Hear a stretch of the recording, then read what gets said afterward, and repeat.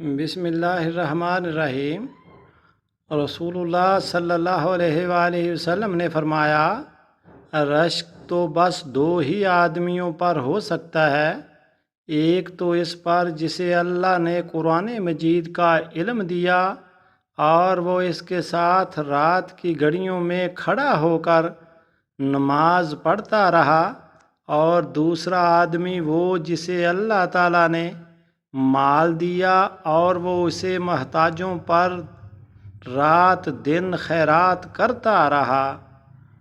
ابی ایوب خالد بن زید انصاری رضی اللہ تعالی عنہ نے بیان کیا کہ رسول اللہ صلی اللہ علیہ وآلہ وسلم سفر میں جا رہے تھے، اتنے میں ایک اعرابی آیا اور آگے آ کر آپ صلی اللہ علیہ وآلہ وسلم کی اونٹنی کی رسی یا نکیل پکڑ کر کہا، یا رسول اللہ صلی اللہ علیہ وآلہ وسلم،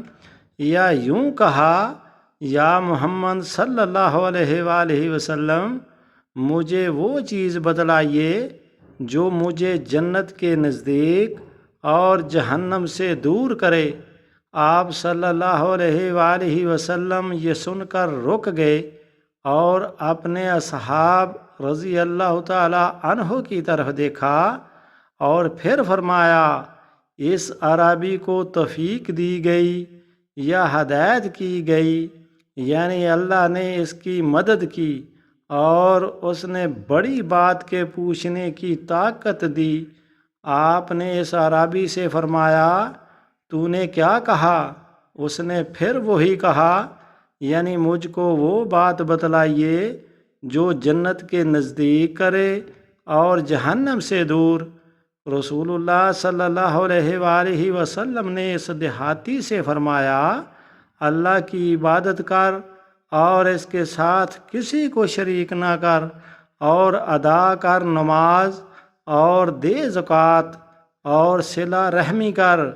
یعنی عزیزوں رشتہ داروں کے ساتھ حسن سلوک والا رشتہ جوڑ۔ اگر وہ برائی کریں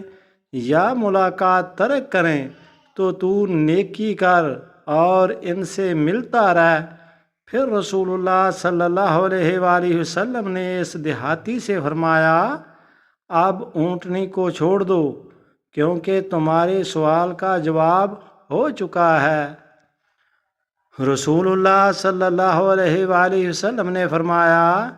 بنی اسرائیل کے انبیاء ان کی سیاسی رہنمائی بھی کیا کرتے تھے۔ جب بھی ان کا کوئی نبی ہلاک ہو جاتا تو دوسرے ان کی جگہ موجود ہوتے، لیکن یاد رکھو میرے بعد کوئی نبی نہیں آئے گا، ہاں میرے نائب ہوں گے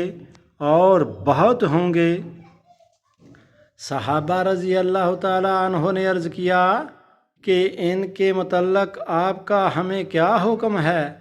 آپ صلی اللہ علیہ وآلہ وسلم نے فرمایا کہ سب سے پہلے جس سے بیعت کر لو بس اسی کی وفاداری پر قائم رہو، اور ان کا جو حق ہے اس کی ادائیگی میں کوتاہی نہ کرو، کیونکہ اللہ تعالیٰ ان سے قیامت کے دن ان کی رعایا کے بارے میں سوال کرے گا۔ حشام عائشہ رضی اللہ تعالی عنہا سے مروی ہے کہ رسول اللہ صلی اللہ علیہ وآلہ وسلم لوگوں کو کسی کام کا حکم دیتے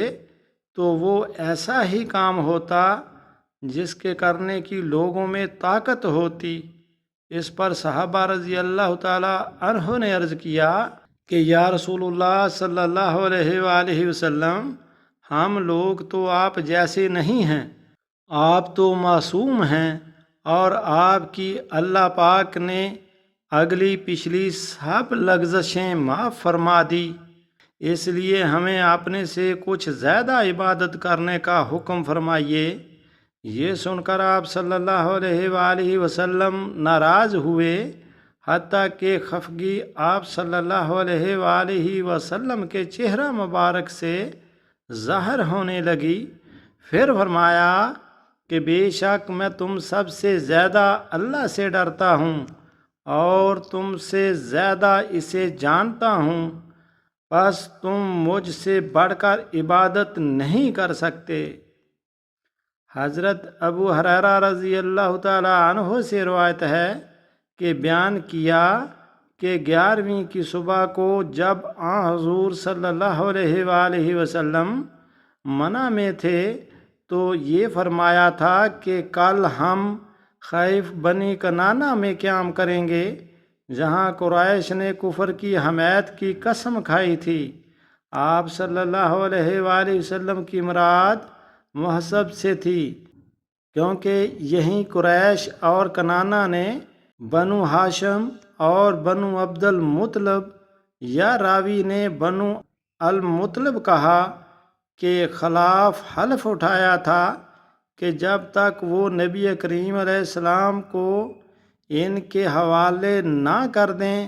ان کے یہاں شادی بیاہ نہ کریں گے اور نہ ان سے خرید و فروخت کریں گے۔ ناظرین، ویڈیو اچھی لگی ہو تو چینل لازمی سبسکرائب کر دیجئے گا۔ شکریہ۔